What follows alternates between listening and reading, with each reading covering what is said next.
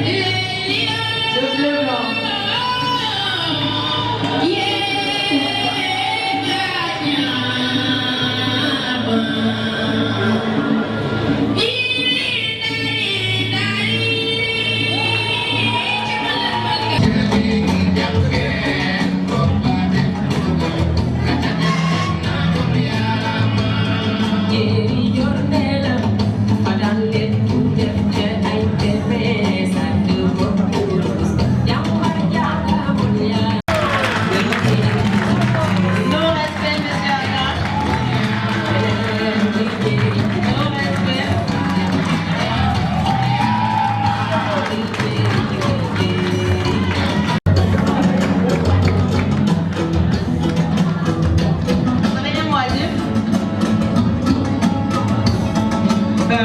Juste pour dire merci à Pilo de m'avoir donné l'occasion de présenter ma collection.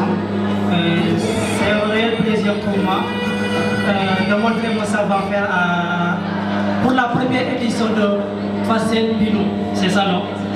Voilà, merci beaucoup et merci pour tous les invités et que la fête soit belle. Merci, monsieur Acker. Bonne soirée.